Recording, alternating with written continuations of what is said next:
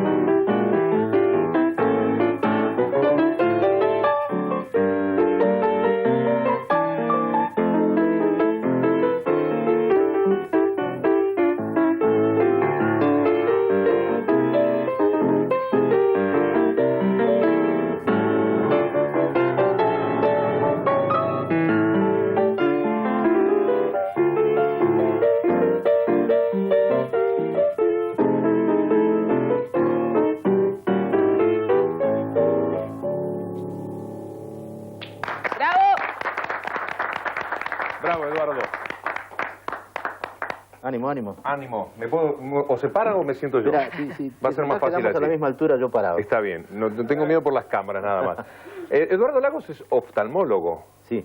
¿Esto implica una manera distinta de ver la música? Sí. Lo oigo con los ojos. La gente puede decirse que tiene una actitud abierta a la música. Ustedes como músicos están contentos de quienes les oyen. ¿No les pasa como a Chopin en la película, que nadie le llevaba el apunte? ¿Qué piensan ustedes? Depende de la pretensión de cada uno. O sea, si uno pretende ir al gran público, a la masa grande de público, no, está perdido, porque lo que está haciendo no está destinado al consumo masivo. Tenemos nuestras particularidades en cuanto a selección de temas y sobre todo a la manera de interpretarlo. Nosotros nos basamos fundamentalmente en la improvisación. Planteamos el tema como es y después a improvisar. ¿Hay alguna obra en la que ha participado Eduardo Lagos, bastante ambiciosa discográficamente hablando?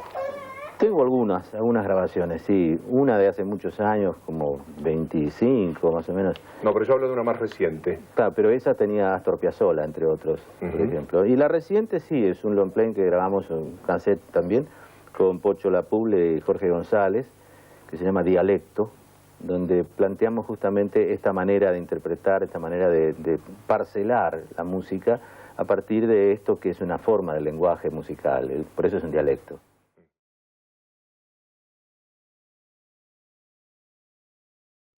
Evidentemente usted lo comprueba, esto es un trío, pero no es un piano acompañado, no es un instrumento que manda sobre los otros, es una batería que toca Pocho Lapuble. Carlos Alberto, nadie sabe cómo se llama, todo el mundo lo conoce por Pocho Lapuble, así como a él lo conocen como el Negro González, es Jorge González. Y mi nombre, yo podría decir todos los apelativos que me han puesto, varios de los cuales significarían el cierre del programa, pero mi nombre es Eduardo Lagos. Vamos a tocar La Bacha.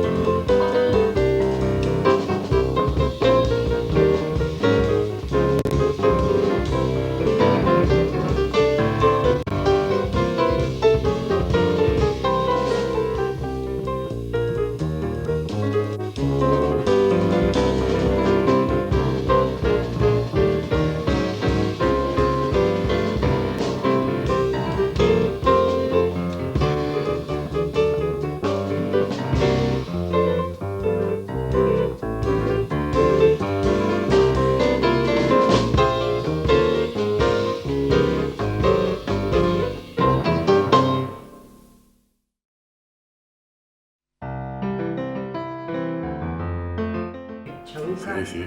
La peruana. ¿Y esa foto de cuándo es? La juventud de Eduardo y tendrá unos 40 años. Eso fue... ¡Arriba los pañuelos! 62, 63. Vivían los padres de los Macky Max, de los McCluskey, en una casa que tenían en Pereira de Lucena.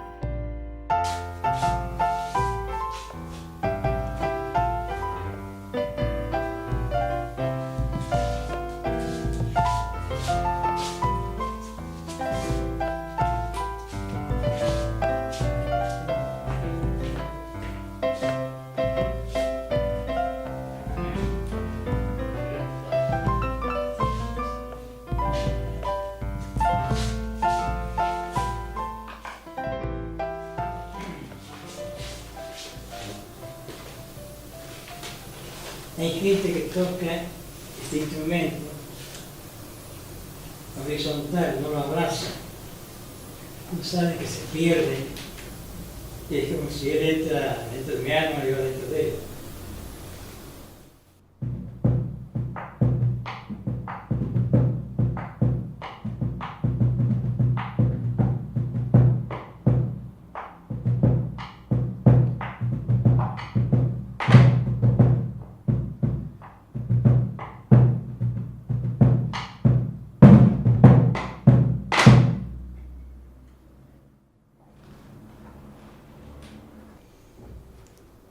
Eduardito, la magia empieza en la casa de él.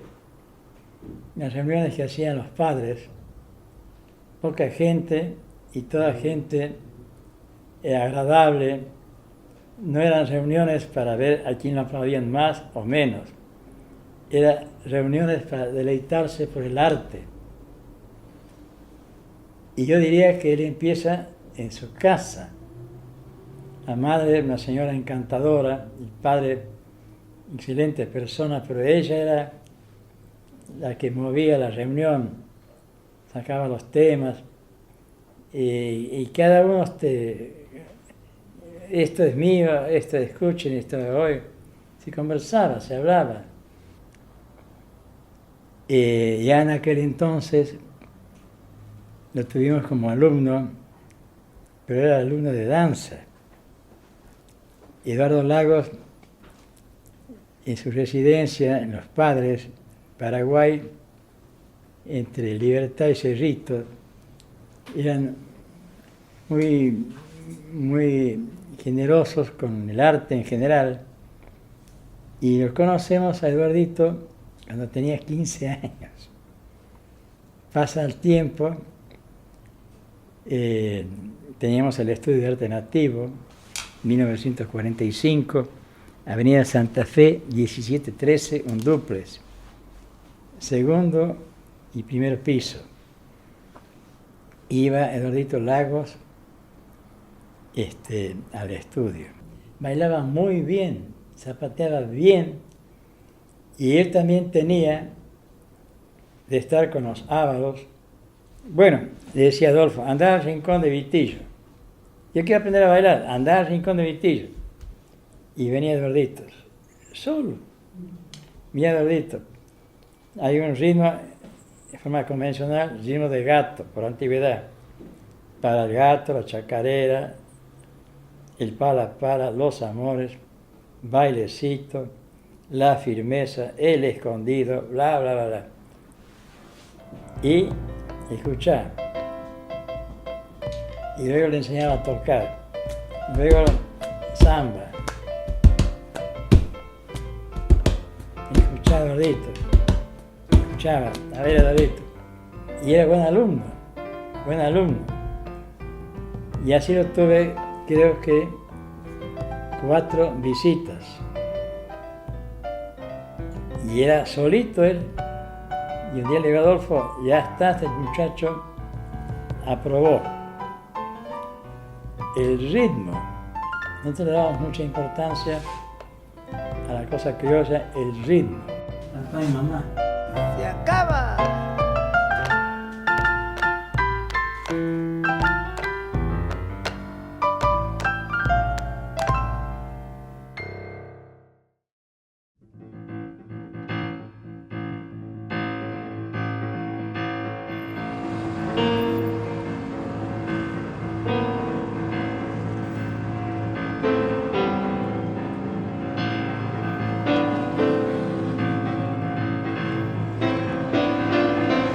Contame de este Eduardo Lagos, ¿quién es? Este Eduardo Lagos es mi abuelo. Eduardo J.J. Lagos, alguna vez soy director del hospital de esta casa. Mi abuelo Eduardo Leopoldo y yo Marcelo Eduardo. En realidad no quisieron que me llamara Eduardo a secas para evitar los líos que había con los pacientes, saber quién era el que lo atendía, si era el doctor padre o el hijo, pensando que algún día yo podía llegar a ser médico. En ese momento yo no existía. La realidad es que mi abuela y mi abuelo le habían prohibido a mi padre tocar profesionalmente en los últimos años de carrera porque decía que le sacaba tiempo para la medicina. Entonces siguió tocando, por supuesto, pero con el nombre de Marcelo Ríos. Y ahí seguramente por eso quedé yo como Marcelo.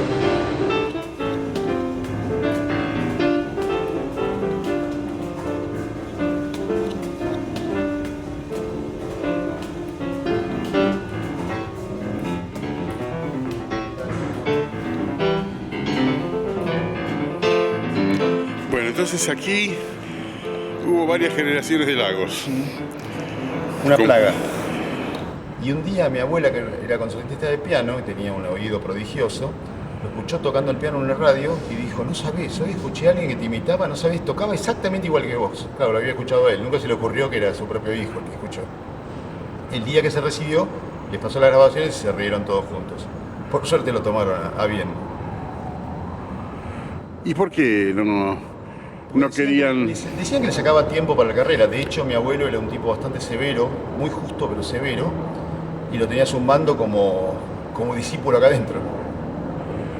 ¿Y tu abuelo? No por llegar tarde, ese tipo de cosas. ¿Tu abuelo conoció la bacha, la oncena? Sí, por supuesto. Ya existían. Mi abuelo era músico, pero aficionado. Tocaba guitarra, tocaba piano, tocaba bandoneón. Y de hecho había sido compañero de pensión de Juan Carlos Cobian. Y entre otros de Juan Carlos Paz, gracias a lo cual le dio clases a mi padre, porque Juan Carlos Paz no aceptaba alumnos principiantes. Como era íntimo amigo de la vida, entonces aceptó tomarlo como alumno. De hecho, papá creo que era el único que tenía tocando piano de cero. ¿Y qué sabes del aporte de Juan Carlos Paz a Eduardo? Muchísimo. Ajá. Sí, lo formó desde los 6 y pico, 7 años, no solamente como la parte musical, sino que además un tipo con una cultura general tremenda, capaz de hablar de cualquier tema con absoluta propiedad, y además de ir juntos a ver obras desde la agrupación Nueva Música, por ejemplo, música dodecafónica, para un chico de 7 años era una cosa totalmente revolucionaria. El primer concierto que lo llevó de una de esas agrupaciones le dijo: esto es un gato caminando arriba del teclado. Y él se rió y siguió insistiendo con el tema, no se ofendió. Y con los años empezó a encontrarle un sentido a la música que al principio era ruido. Después, por ejemplo, ir al Paraíso del Colón a escuchar una obra larga, así, y analizarla, ese tipo de cosas lo hacía muy, muy seguido. Iba más allá de un maestro tradicional. Pero digamos, a los 7 años quiere decir que estamos hablando 7 años, Juan Carlos Paz. De los años 40. Y sí. No, a ver, sí, o antes. Sí. Porque le pregunté qué tal tocaba Juan Carlos Paz el piano. Maravilloso. ¿Y vos alguna vez tocaste más que él música clásica? No, nunca, fue un no rotundo. O sea, era un tipo con oído absoluto. Un día, además escuchaba música de todo tipo, desde escuchar los Beatles más adelante hasta música de jazz. Daba clase para ya músicos iniciados, no para principiantes.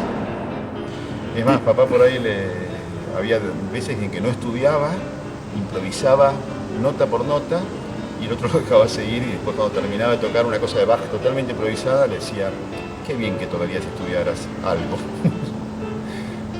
Pero era un capo. ¿Y Paz llegó a conocer la producción folclórica? Sí, lo aceptaba y además nunca le impuso, que era lo más importante, la música dodecafónica, la música tonal. Siempre se manejaron con un repertorio más bien clásico que de alguna forma iba delineando a papá. Si bien por el lado de mi abuela privaba todo lo que fuera Chopin, mi papá se inclinaba más para Bach. Y para un lado y para otro fueron, ¿no? Pero nunca le impuso un repertorio personal de acuerdo a su propia música. ¿Y qué otros maestros sabes que tuvo Eduardo? No mucho más que eso. Después tomaba jeites de una cosa, de otro. íntimo amigo de Waldo de los Ríos, de Astor Piazzolla, como se estilaba antes, de ir pasándose cosas de uno a otro, ¿no? ¿Y en materia folclórica? En materia, su referente era Adolfo Ábalos. O sea, es más, él decía que intentaba tocar hasta la manera de sentarse a Adolfo. De hecho, le llegaron a decir el sexto Ábalos, porque tuvo después la suerte de poder reemplazarlo con el grupo, pero le imitaba todo lo que podía. Después fue encontrando su propio camino también, pero siempre lo respetó y lo admiró, Adolfo. Era su punto. Y después, en algún momento, era una combinación medio explosiva, porque combinaba lo que era la música clásica, tocando Liszt o obras complicadísimas, con todas las peñas habidas y por haber, desde los Ábalos, los Chalchas o lo que fuera, ¿no?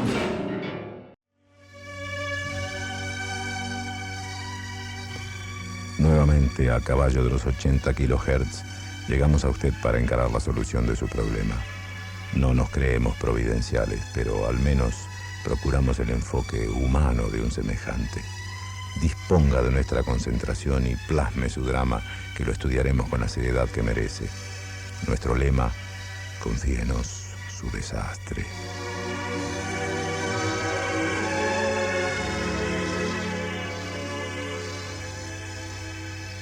Hoy llega a nuestra mesa de trabajo una carta, acompañada por una cinta magnetofónica. Remite la señora, la señora Juana F., directora del Conservatorio Musical Las Corcheas No Son Negras. No consulta por ella, no, sino por su pequeña hijita de 14 años, a la que, con mal disimulado orgullo, cataloga como su mejor alumna. Se queja porque su pequeña hijita, en realidad no la pequeña hijita, sino la cinta que ella grabó, ha sido sistemáticamente rechazada en todas las radioemisoras a las que la envió, muchas veces sin una frase galante, al menos, del correspondiente director artístico. Que lo cortés no quita la elegancia.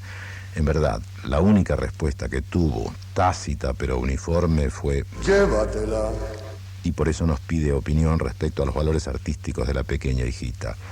Debemos aclarar que no somos críticos musicales, ni es esa nuestra misión en este espacio, pero algo le podemos decir.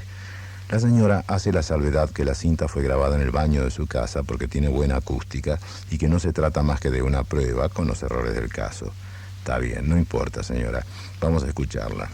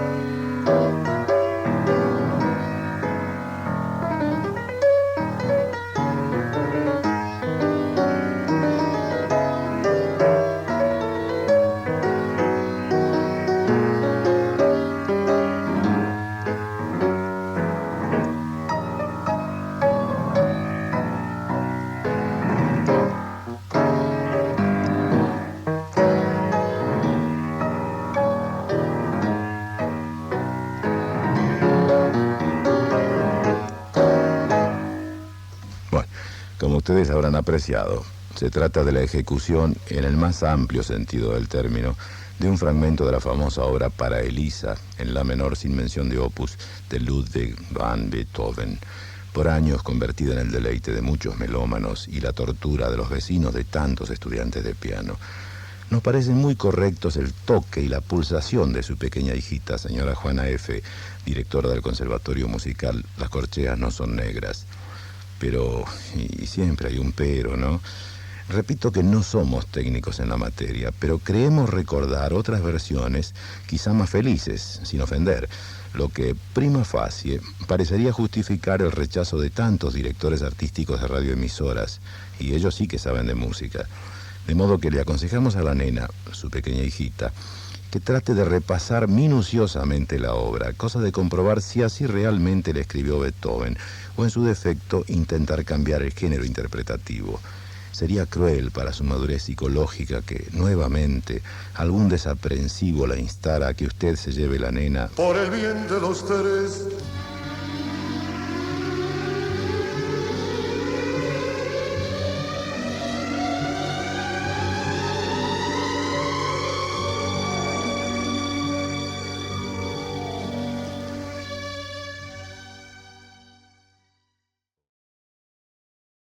Creo que es una de las personas que más me ha hecho reír en mi vida, en esa época, era el negro, porque un humor muy fino, terriblemente irónico, pero muy inteligente, muy inteligente. Además, como crítico, la gente no lo tiene en cuenta lo que fue como crítico de folclore que él escribía en La Nación. Yo tengo críticas guardadas del negro que me parecen de un festival, hacer una crítica de un festival que a un nivel de crítico musical, que yo no volví a leer ese tipo de cosas que iba al fondo de la cuestión. Pero qué gran pianista, qué personal, aun cuando él innovaba con su oncena, porque él venía del jazz, era un hombre que tenía un trío. Cuando yo lo conocí, no me acuerdo el nombre, en Mar del Plata, era muy joven, y que hacían jazz. Entonces, eso se nota en su música. Pero lo curioso es que aún con esa influencia que él tenía del jazz, sigue siendo nuestro. O sea, no suena ajeno. Suena a una persona que inteligentemente o por influencia de esa música logra un lenguaje personal, auténtico, pero nuestro. Es muy interesante esto, cómo evoluciona cada uno de acuerdo a su inteligencia musical. Y él era muy inteligente musicalmente. El trabajo que hizo él periodístico es muy importante también. Sí, él escribió muchos años en Gente y en el diario de la prensa, ¿no? Sí. Y en otras revistas de música también. Sí, en la revista Folklore me parece también. Sí, la Folklore. Y aparte la difusión, o sea, tenía como un rol, o sea, algo tenía una necesidad de difundir, más allá de la música de él, la buena música, y por eso radio, por eso fue director de radio, o sea que... Sí, lo que pasa es que se ganó muchos enemigos también, porque es difícil ser crítico de discos. Sobre todo que ha recibido muchos palos de amigos. Vos no sos mi amigo porque me criticás. Y él no lo hacía en función de destruir sino de mirá, fíjate qué es lo que está mal o podés hacer esto. Sí, de hecho con el tiempo algunos se han acercado y le han dicho, che negro, perdóname, me enojé, la verdad que tenías razón, o gracias porque vos sí sos un amigo para haberme dicho lo que me dijiste. Pero él lo hacía también, como dice ella, desde el lado bueno, ¿no? De querer lastimar. No era. No, para nada. Y así le costó la pérdida de muchos amigos, y un buen día dijo, no, yo no tengo derecho a criticar a otro. ¿Quién soy? Entonces empezó y también tuvo una época que dijo, yo no toco más. Fue Oscar Alem el que lo volvió a empezar a empujar de nuevo y a sentarlo, y vos tenés que seguir. Y fue él, porque había dejado dijo, no quiero más. No sé por qué. Lo gracioso es que Oscar siempre cuenta que él, o sea que abuelito lo empujó a Oscar, porque viste que Oscar se quedó con la parte de los graves y él con los agudos. En el mismo piano a 4 manos, pero él siempre cuenta que le pegó un culatazo y le dijo, a ver, correte, y se sentó de vuelta, pero sí, es cierto que Oscar lo impulsó a volver a tocar. Porque no decidió que no quería tocar más. Una cosa rarísima, pero bueno. Ahí sacaron ese disco que es divino, pianísimo, que suena divino.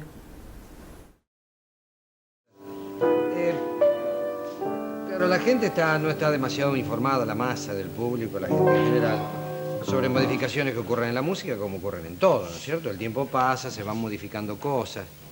Y por ahí escuchan un folclore que no les parece aquel tradicional de los chalchaleros de hace 30 años, ¿no es cierto? Que era lineal, simple, muy sencillo. Lo que pasa es que esto también lo hacíamos hace 30 años. Claro, porque siempre no faltan precursores, gente que piensa bien, claro. Pero por eso también Eduardo Lagos no ha sido tan popular a nivel masivo como otros que han seguido la línea lisa, llana, que es más comprensible para la masa. Pero lógicamente lo mismo ha pasado con el tango, con Piazzolla y toda la gente que ha modificado un poco las cosas, ¿no es cierto? Pero de todas maneras la música es una transformación permanente. Para nosotros es una diversión constante.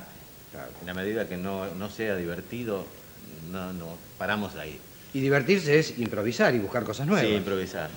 Que era un poco lo que le pasó a la música del jazz durante toda su existencia. Es decir, se divirtió y creó y fue alguien en la historia porque se divirtió, porque buscó, porque buceó, porque hizo ensayos y porque sacó cosas nuevas. No menospreciamos el pentagrama, o sea, por supuesto, hay que leer, hay que estudiar, hay que escribir, hay que arreglar.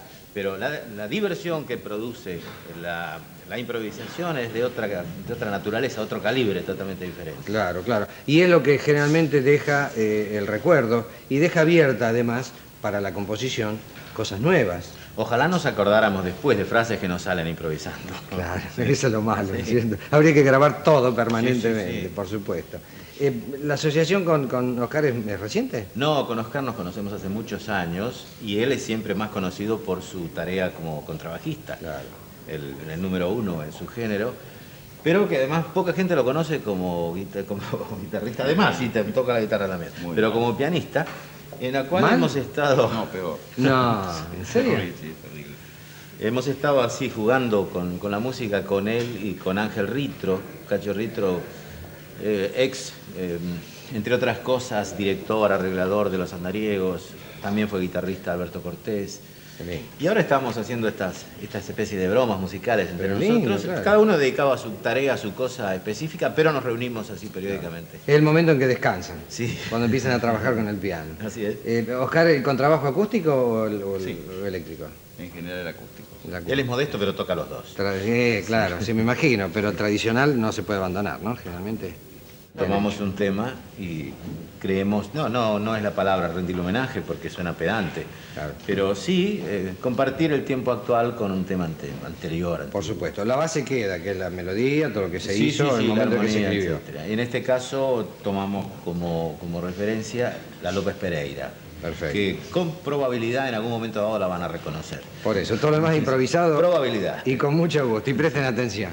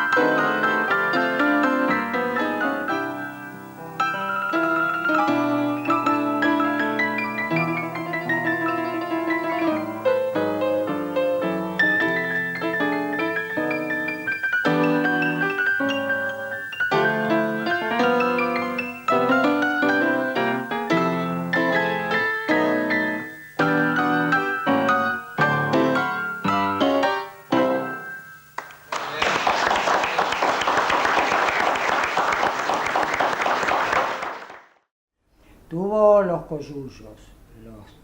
Después tuvo conjunto con Martín Saubidé, con Gustavo Martínez Sever, Los Tres Centavos. Después tuvo Los Cuatro Fuegos. Después tuvo Pocho La Puble, el trío. El negro. Después tocó con el conjunto con Jaime Torres. Se fue de gira a Japón. Que se fue de gira a Japón. Después tuvo, bueno, me estoy olvidando de algunos, por ahí están las fotos de todos los conjuntos. Tuvo varios conjuntos. Con Quiero Palacios. Con Quique Estrega. Yo cuando lo conocí tenía en ese momento el conjunto este de los tres centavos, que se llamaba. Después tocó también con Rulo Sever y Juancho Goñi, que tocaba en la radio, como Marcelo Ríos. Y el trío Ríos, Quiroga. Juárez, Quiroga, Ríos. Juárez, Quiroga, Ríos.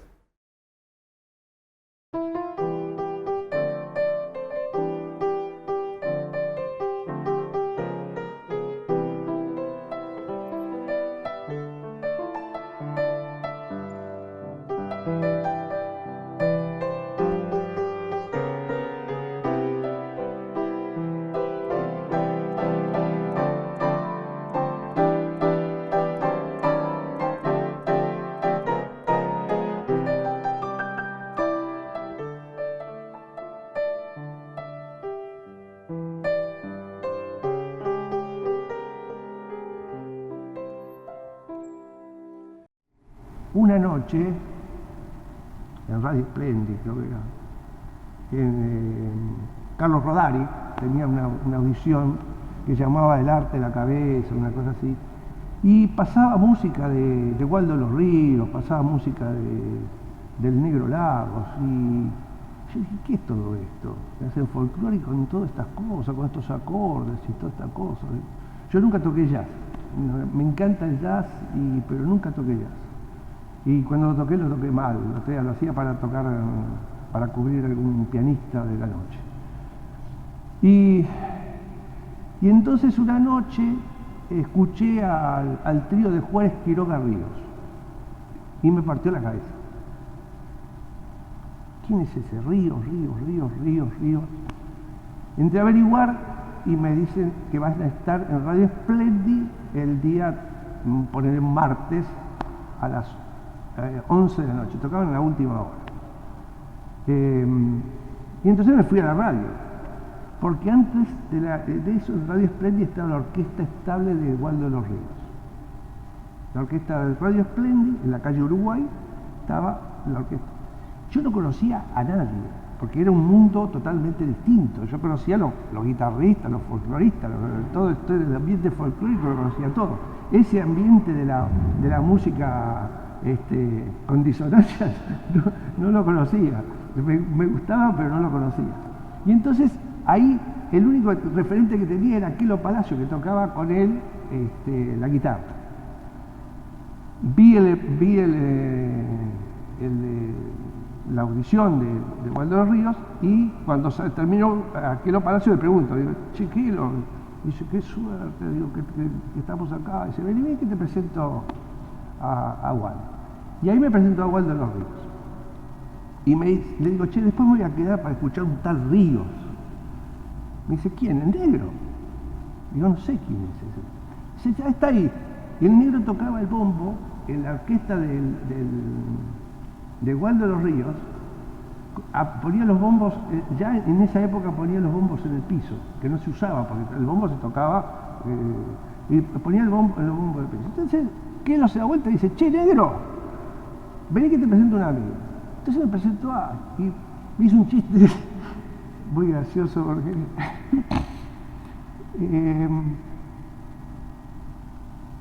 dice, te voy a presentar a otro río, dos falsos ríos. Waldo Ríos, que no se llamaba Waldo Ríos, y el negro, que no se llamaba Ríos. Yo me llamo Eduardo Lagos y qué sé yo. Bueno, ahí no. Entonces se suspendió la audición porque no sé qué pasaba, la audición del negro no fue, y me llevó abajo a la sala de ensayo, y estaban todos, Sergio Mianovich, López Ruiz, estaban todos tocando y qué sé yo.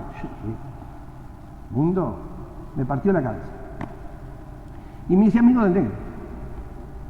Entonces el negro me cambió todo.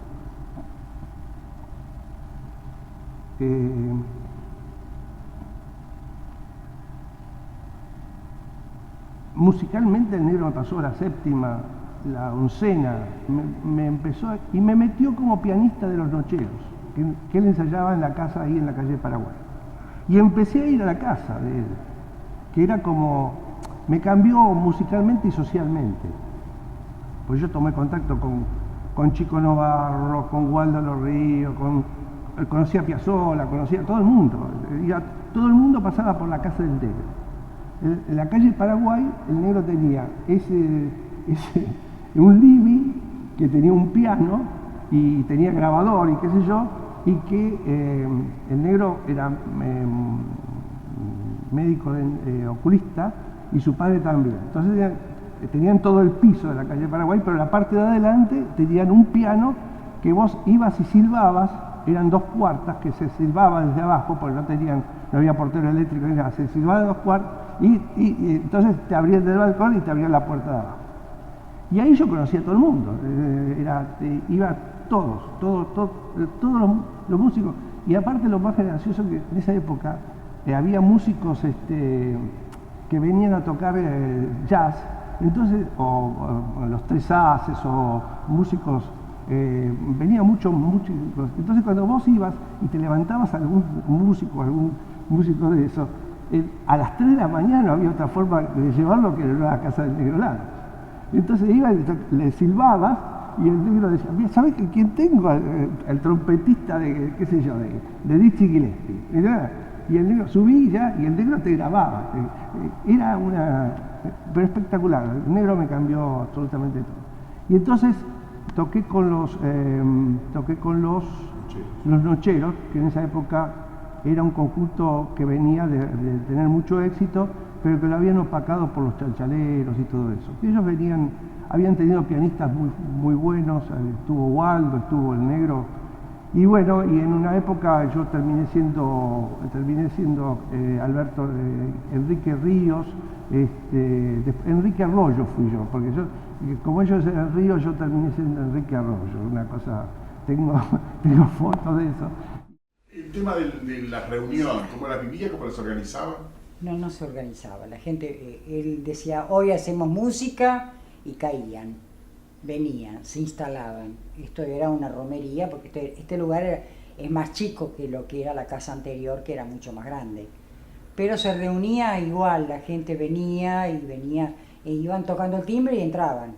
Y hacía música uno, hacía música el otro, siempre había música. Mi viejo una vez me contó que... Y él grababa, porque siempre tenía un grabadorcito miserable y iba grabando todo. Entonces ahí es todo lo que hay grabado, que hay 1000 cosas de esas noches, de un whisky, de un café, de una masita, de un sándwich.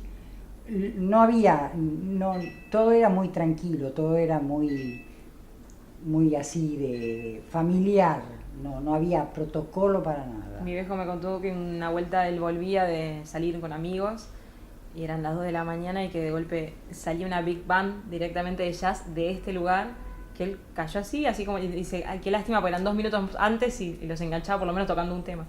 Que también Astor por ahí levantaba el tubo, lo llamaba, lo despertaba y le decía, estamos yendo para allá. Y el otro, bueno, y ella, que no lo voy a decir, pero lo voy a contar yo, siempre despotricaba, claro, decía, no, yo acá no, ustedes se arreglan solos, y todo el recuerdo que tienen los músicos amigos es de ella cayendo con masitas, torta, todo, porque ella decía que no, pero al segundo ya la tenían ahí sirviendo cosas.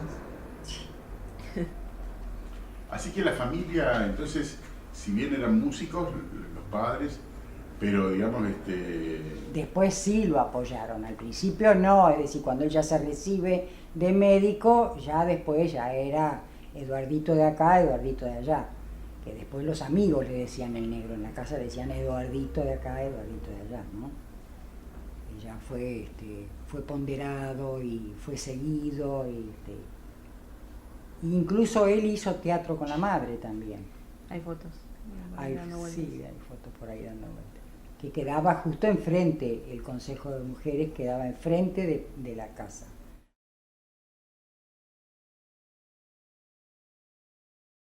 ¿Cómo fue que lo conociste y qué vínculo tuvieron? ¿Qué podés contarnos de esta relación con Eduardo? Por el tema del toque, de tocar, ¿viste? Que nos encontrábamos, por ejemplo, Domingo Cura, era muy amigo mío, y me decía, vamos a tocar con qué me dijiste, no? Eduardo. Con Eduardo Lagos, al lado de Llanto, tocar él, y qué sé yo, y precisó una guitarra, venía a tocar, vamos a tocar. Entonces, íbamos por amistad, yo era muy amigo, y me hice amigo también del Negro Lagos, muy amigo, y del coso de Domingo. De Domingo, éramos muy amigos. Entonces, faltaba algo, necesitaba un guitarrista, y tenía que buscar los tipos que tenían que tocar, porque el Negro Lagos tocaba muchísimo, muy bien tocaba. No podía llevar a algún tipo que no conozca en esa época que éramos una bala todo, ¿no? Tocando. Entonces, ahí sí, ahí ya nos juntábamos, nos podíamos juntar así, en un boliche, vamos a tocar en tal lado, qué sé yo, porque fulano de tal hizo, bueno, vamos, ya está. ¿No ensayaban? No ensayaban. No, es que todos estábamos afiladísimos. Tocar cualquier cosa sin conocerlo, sin saber, había una noción de los ponerle acompañante, de Domingo Cura no ensayaba, pero era el capo del conjunto ese, ¿no? Era una intuición de conocerse, ¿no? Conocerse los tipos. ¿Qué tipo? Samba. Bueno, ¿qué samba? Tal cosa. Bueno, tocamos sin conocerla, sin nada, no sabía cómo se llamaba, no, cómo era. Pues ya elegíamos, ya nos dábamos cuenta cuál era el camino que iba a hacer el Negro Lagos. Pero, digamos, si no conocían el tema, escuchaban un poquito cómo arrancaba y ya se daban cuenta. Claro. Lo seguían. Totalmente. Era un tipo de intuiciones, eso. Vos ya sabías que se hacía plim y después venía pim pum. Después, si hay otra cosa, otra más jodida, armarla, conocerla, viendo, se hacía un ensayo. Un ensayito, si era para un cantante o si era para otro, para no pasar papelón, no le va a cerrar. Si no, después cuando tocábamos nosotros, arriba, me acuerdo que estábamos tocando y grabando, una cosa que no habíamos tocado. Estábamos así tocando, jodidas todas, ¿viste? Porque, ¿viste? El Negro Lagos era muy raro, muy distinto. Entonces hacía así, hacía señas con la cara. Entonces acá cagamos de que era algo nuevo. Entonces decía, es esto. Le liberábamos. El tono que venía, que hacíamos, el tono ese. Cosas que parecen de loco, ¿no? Pero era así. Porque hemos tocado mucho tiempo, ensayado mucho tiempo, muchas vueltas, muchos ensayos. Y así que, bueno. El Negro, ya en el año 49, cuando tenía 20 años, el Negro Lagos, hizo La Bacha, compuso La Bacha. Sí. Y después, unos años después, La Oncena. Sí. Y estamos hablando de una época en donde no había nada moderno en el folclore, ¿no? ¿De dónde salía eso? Preguntarle. Ya no está. Pero digamos, Eduardo, vos estabas más cerca de Waldo de los Ríos, y ¿sabes? Porque era más tu amigo. Sí, con Waldo éramos amigos de chicos, de pibes, de nenes. Y ahí yo empecé a adivinar, o a tener conciencia de lo que era, cómo era este tipo. Este era, sí, iba a tocar esto en tal tono, en tal cosa. Medios divinos, no sé, para decirte otra cosa, la oreja, claro. O él pegaba un grito, Waldo pegaba un grito, vive Moldovena, no nada, mierda. Entonces ahí lo ganaba.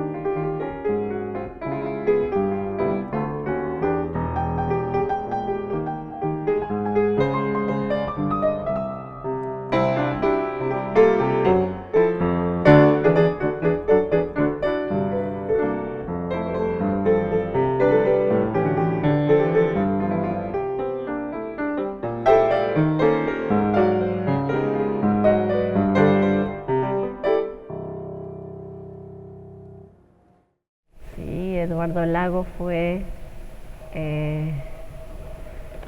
fue un pianista que admiré desde que tuve contacto con la obra de él, ¿no?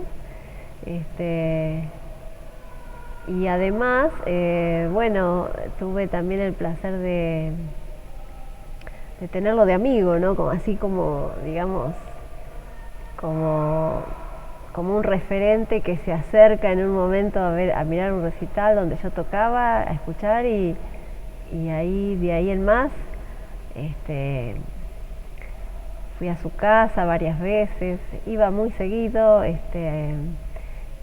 bueno, conocí a la familia, pude compartir muchos lindos momentos con ellos y con él especialmente, y era una persona muy hospitalaria, que le gustaba que vayas a su casa, te mostraba, te hacía escuchar siempre mucha música, uno iba por un ratito y se quedaba toda la tarde, y además le encantaba que uno llevara amigos, gente, pianistas, y 2 por 3 tocábamos, y bueno, digamos que era una persona con la que uno empezaba mirándolo como músico, como también una mente muy despierta, un tipo intelectualmente muy culto, era también oftalmólogo. Él siempre decía que su esposa era la oftalmología y su amante era la música. Tenía esa relación con la música. Y bueno, estamos hablando de una persona que muy considerada también en el mundo de los músicos, ¿no? Como un referente muy grande, un tipo que rompió con muchas moldes de la época en cuanto a la composición,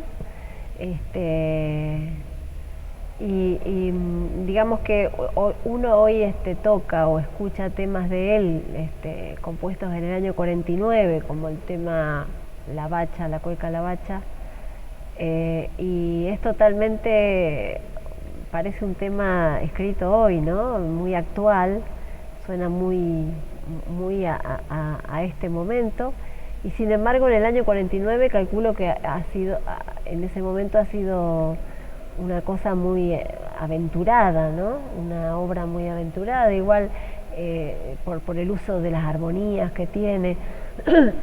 Después, en el año 56, compone La Oncena, que es una chacarera que rompe con los esquemas también no con el formal, pero sí con la armonía de la época, hace cantar al cantante con oncenas y con notas alteradas, ¿no? Entonces eso descolocaba mucho a los cantantes. Mercedes Sosa lo grabó una vez, yo tengo esa versión filmada de la televisión, y recuerdo que le reprocha, ¡ay, qué difícil es este tema!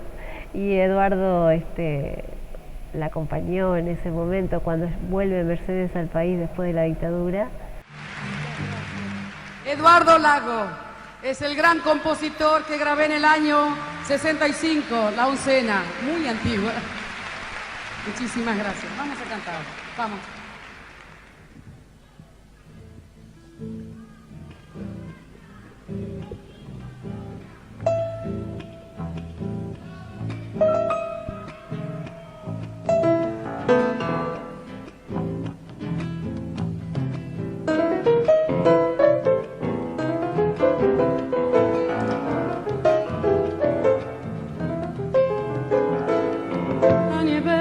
Del cerro, blanqueando la espuma al río, y el río se va en la nube, libre como el canto mío. Ale.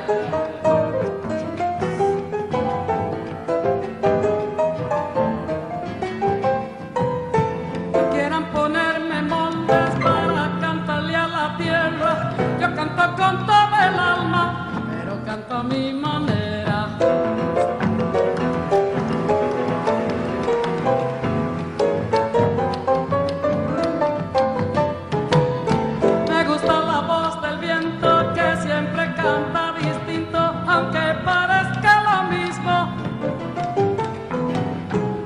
Faltando una nota para llegar a la docena, por eso mi chacarera se va llamando La Oncena. ¡Oh!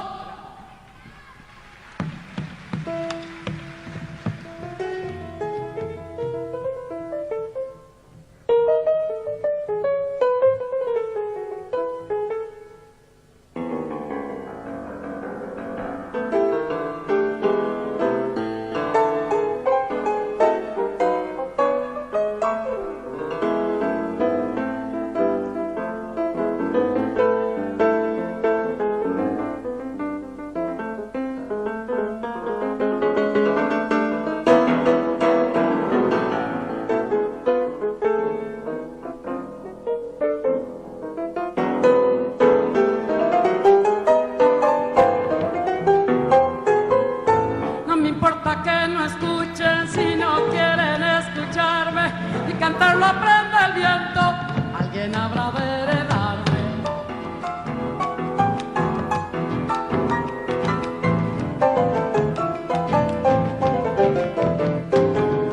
No quiero quedarme quieta junto a la vida que anda sobre el agua que se estanca, se va la noche estrellada.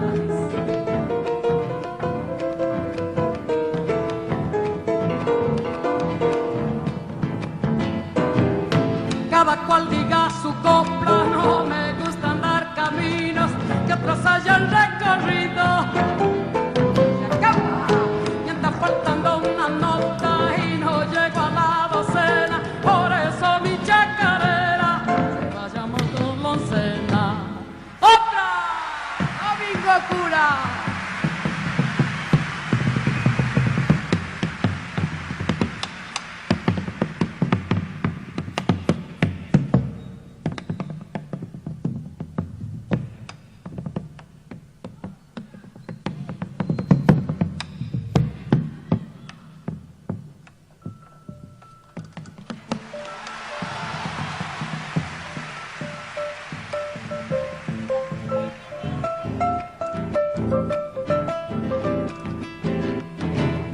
No me importa que no escuche si no quiere escucharme, y cantarlo aprende el viento, ¿quién habrá de heredar?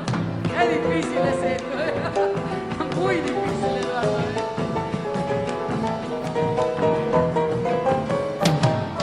No quieran ponerme morder para cantarle a la tierra, yo canto con todo el alma, no canto a mi manera, se va la última.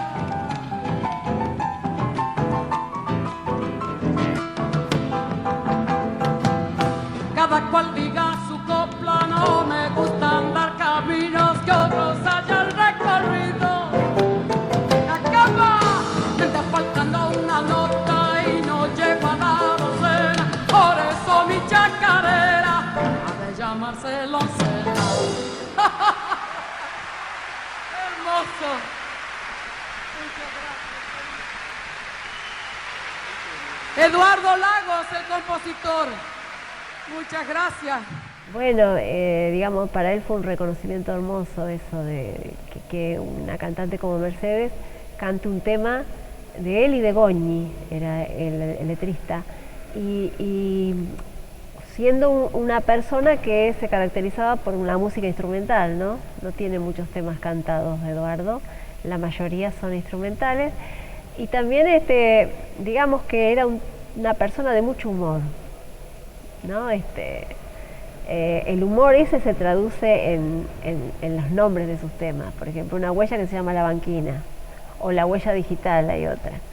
Después tiene, por ejemplo, Falta de Incertidumbre, se llama un tema, ¿no? O sea que son todas, digamos, conociéndolo a él era como muy espontáneo su humor y muy rápido en las contestaciones, así como era rápido en las contestaciones y en el diálogo, y era también igual en su lenguaje musical. Era un tipo muy improvisador. Eso en el folclore no se daba mucho en ese momento, ahora tampoco mucho, pero en ese momento y se juntaba con gente que era también muy improvisadora y eran seleccionados, sus discos son seleccionados de músicos, digamos, muy emparentado y muy amigo de músicos de jazz, de músicos clásicos, pero del ambiente folclórico también lo quería mucho, que eso es muy raro, ¿no? Que a veces se produce distanciamientos, y por ejemplo, él amaba a Adolfo Ábalos, y digamos que una vez me contó que el orgullo más grande era haber sustituido en un momento que ya Adolfo no estaba, que no estaba en el grupo, o que no sé si que eventualmente qué había pasado, y tocó como si fuera Adolfo el piano con los hermanos Ábalos. Entonces eso era una cosa que a él le encantaba, ¿no? Bueno, un tipo así, realmente esos seres que uno no quisiera que se fueran nunca, ¿no? Pero bueno, nos dejan, por suerte, cuando se van nos dejan una obra y nos dejan un modo de aproximarse a la música que es muy, resulta muy necesario para uno sacarse también los moldes de encima y para recorrer caminos que, digamos, abren caminos a la gente, ¿no?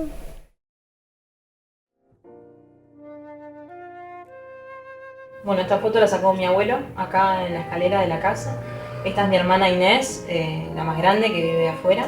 Este es Santiago, mi hermano más chico, y bueno, yo la del medio. Son los únicos nietos que él tiene.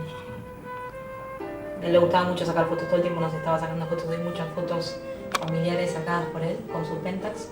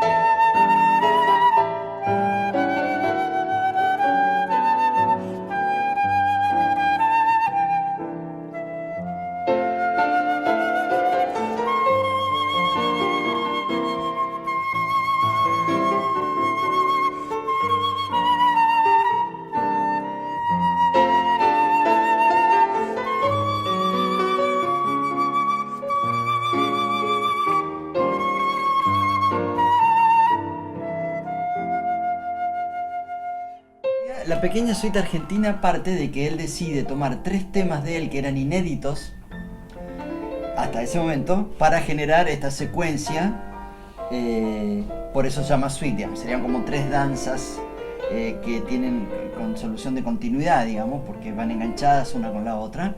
Una incluso recién se la había dedicado a su nieta. Eso se grabó allá en el año 88, o sea que bueno, han pasado unos cuantos años.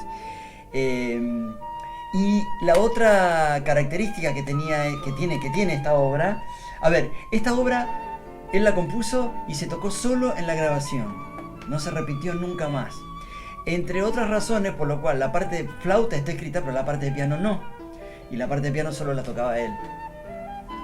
Y la verdad que lamentablemente nunca tuve la posibilidad de invitarlo a un concierto para poder reproducirla. Fue quizá una deuda que me queda a mí con el negro y bueno, no se dio. Pero bueno, volviendo al tema de que tiene particularidades, está entre esto. Primero hay una parte escrita que es la de flauta y una parte que él improvisaba. A tal punto que el día que la grabamos fue una pasada. Y cuando terminamos de tocar, digo, genial, negro, vamos a escuchar. Escuchamos, bueno, ya está. Y me mira y me dice, ¿cómo ya está? Sí. La grabación había durado lo que dura la suite, son 12 minutos, 13 minutos creo.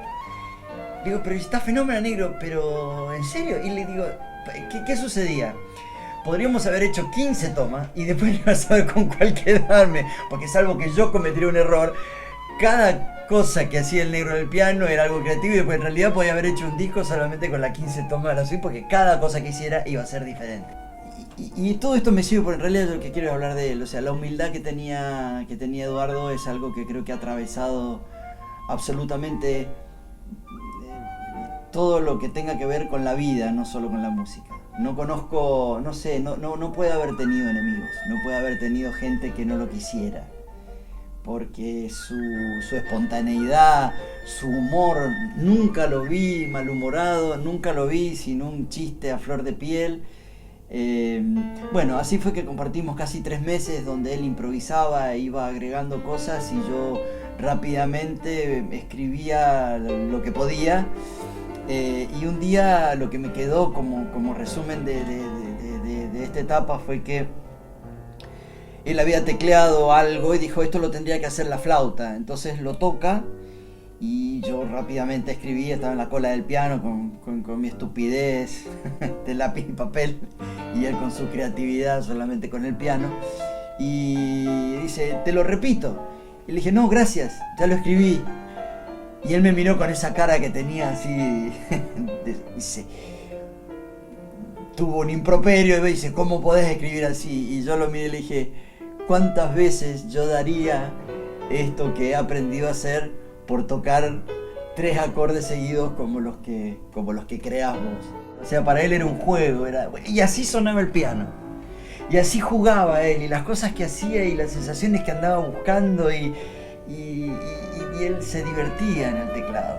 No había padecer, era solo pasión, ni pasión diría, porque uno siempre la palabra pasión se la reserva para algo, y él no tenía nada de eso. Él era un deleite, todo. Llegar a su casa y te recibía con esa sonrisa, era todo un deleite. Por eso, lo cual no quiere decir que su música no tenga fuerza y no tenga ritmo y no tenga power, pero no padece. No. Él era algarabía, él era alegría, obviamente que se ven caras pero no corazones, decía una abuelita. Seguramente él habrá tenido todas sus cosas y toda su historia. Yo digo lo que transmitía, por lo menos cuando tocaba y cuando uno estaba en ese... Es más, yo recuerdo que yo me iba de hacer ensayo y llegaba el trío González, La Puble, Lagos. Estaban en ese momento con ese trío. Y es más, cuando yo me estaba yendo estaba el plomo de La Puble que estaba armando la batería para que él llegara y ya arrancaba el... Y era todo... era todo fiesta.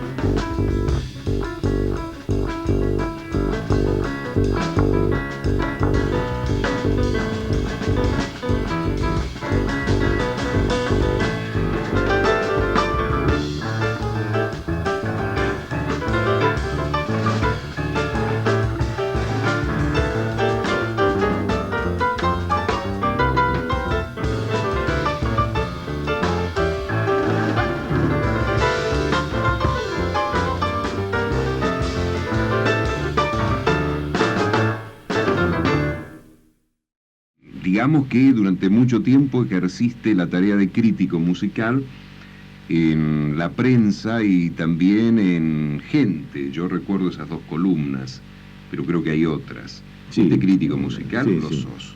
No, era.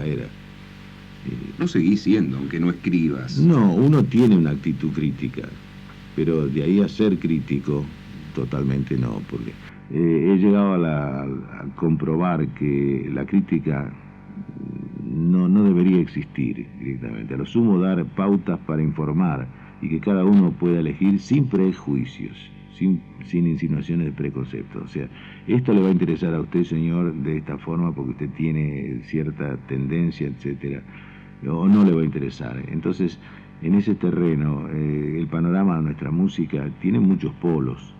Hay cosas que deberían ser mejoradas en la apreciación del público. El público debería aprender a reconocer valores.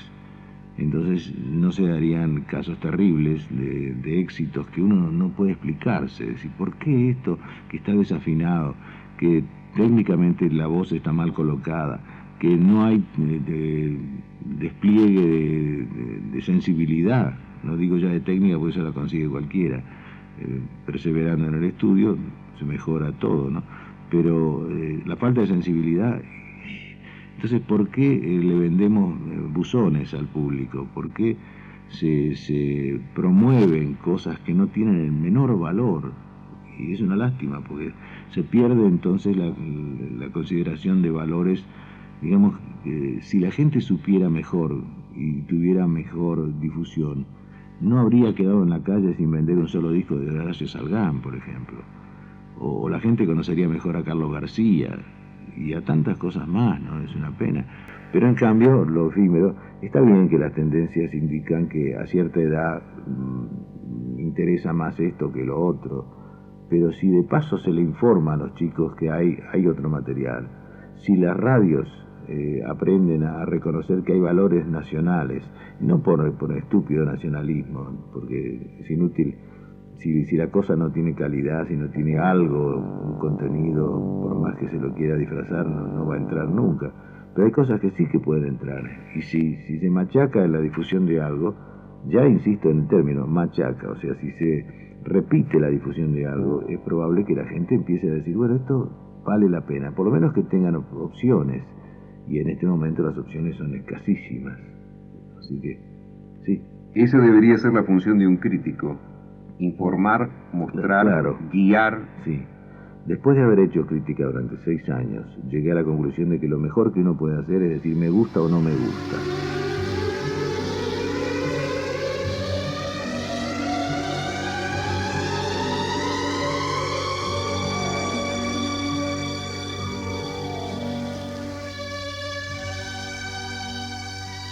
Hoy es hoy y mañana será mañana. Desde mi hoy a tu mañana quedo a la espera de tu esquela, amigo, amiga, dale, porque... Son tus cartas mi esperanza, mis temores, mi alegría, y aunque sean tonterías, escríbeme, escríbeme. Aquí te espero tendiendo una mano solidaria, apantallando la oreja para escuchar tu drama. Recuerda nuestro lema, confíanos tu desastre.